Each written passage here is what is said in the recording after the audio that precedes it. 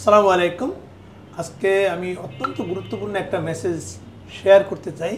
তবে মেসেজটি ক্লারিফাই করার আগে সরাসরি রোগীর কাছ থেকে আমি কিছু বিষয় জেনে তারপরে আপনাদের সাথে আমি এই বিষয় নিয়ে কথা বলব। আসসালামু আলাইকুম। ওয়ালাইকুম আসসালাম। ভাই, আপনার পেটে ব্যথা কত বছর ধরে? 6-7 বছর ধরে।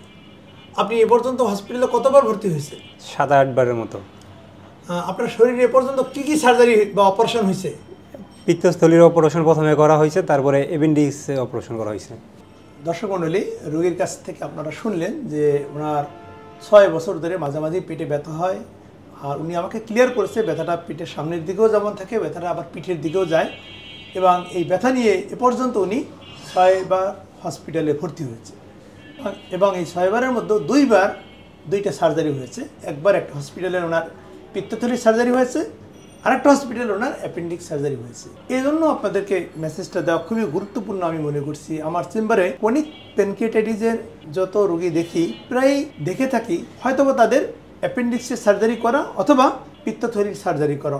কোনো কোনো ক্ষেত্রে অ্যাপেন্ডিক্স এবং পিত্তথলি দুটোরই সার্জারি বা অপারেশন করা আছে। যেমন আজকে রোগীর ক্ষেত্রে অ্যাপেন্ডিক্স এবং পিত্তথলি দুটো অপারেশনই করা আছে। যেটি হয় যখন ক্রনিক প্যানক্রিয়াটাইটিস থাকে, যেহেতু তাদের একটা নির্দিষ্ট সময় পরপর পেটে প্রচণ্ড ব্যথা হয় এবং সেই ব্যথা নিয়ে রোগীরা হসপিটালে ভর্তি হয়। অনেক সময় যারা কর্তব্যরত চিকিৎসক থাকেন ওনারা ব্যথাটা আলাদা করতে পারেন না যে এই ব্যথাটা কি অ্যাপেন্ডিসাইটিসের কারণে হয়েছে, না পিত্তথলির পাথরের কারণে বা পিত্তথলি থেকে উঠেছে, অথবা প্যানক্রিয়াটাইটিসের কারণে। যেহেতু ক্রনিক প্যানক্রিয়াটাইটিস বা প্যানক্রিয়াটাইটিসের সমস্যা অত্যন্ত রেয়ার একটা ডিজিজ, আমরা যখন পেটে ব্যথার কোনো চিন্তা করি সাধারণত কমন যে ডিজিজগুলো সেগুলোই মাথায় আসে। যেমন পিত্তথলি বা পিত্তনালীর পাথর বা ইনফেকশন, অ্যাপেন্ডিসাইটিস বা গ্যাস্ট্রিক বা গ্যাস্ট্রিক আলসারের সমস্যা। আমরা যদি পেটে ব্যথার কারণ 50টা লিস্ট করি, হয়তোবা খুব শেষের দিকে থাকবে প্যানক্রিয়াটাইটিসের ব্যথা। কিন্তু মনে রাখতে হবে যারা দীর্ঘদিন ধরে ক্রনিক প্যানক্রিয়াটাইটিসের সমস্যায় থাকবেন, হয়তোবা রোগীরা জানেন না, তাহলে এটুকু মনে রাখবেন যারা দীর্ঘদিন ধরে পেটে ব্যথার সমস্যায় আছে এবং সাথে তাদের ওজন কমে যাচ্ছে বা ব্যথাটা পিঠের দিকে যায়, আপনারা এই অবস্থায় যখন হসপিটালে যান এবং তারা যদি বলে যে এখনই আপনি অ্যাপেন্ডিক্সের সার্জারি করিয়ে নেন বা পিত্তথলির সার্জারি করিয়ে নেন, আপনারা অবশ্যই চিকিৎসকের কথা শুনবেন। তবে একটু শেয়ার করবেন তাদেরকে যে স্যার, আমি তো আমার এই রোগটা নিয়ে দীর্ঘদিন ধরে ভুগছি, হয়তো বা 5 বছর 7 বছর, এবং মাঝামাঝি আমি হসপিটালে ভর্তি হই, ইনজেকশন নেই, অথবা বাড়ির পাশে যে ফার্মেসি থাকে সেখান থেকে আমি ইনজেকশন নিয়ে নেই।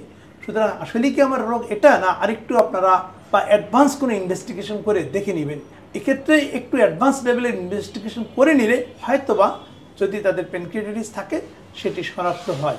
এই ক্ষেত্রে আমরা যে পরীক্ষাটি সাজেস্ট করি অ্যাকুট প্যানক্রিয়াটাইটিসের ক্ষেত্রে সিরাম অ্যামাইলেজ এবং লাইপেজ ক্ষেত্র বিশেষে সিআরপি লেভেলটাও বেড়ে যায়। তবে যদি ক্রনিক প্যানক্রিয়াটাইটিস হয় সেক্ষেত্রে কিন্তু অ্যামাইলেজ বা লাইপেজ লেভেল নাও বাড়তে পারে। এমন অবস্থায় যদি রোগীর একটা পেটের এক্সরে অথবা এমআরসিপি করিয়ে নেওয়া যায়, তাহলে কিন্তু তার প্রকৃত যে রোগ ক্রনিক প্যানক্রিয়াটাইটিস সেটি শনাক্ত হওয়ার সম্ভাবনা অনেক বেশি থাকে।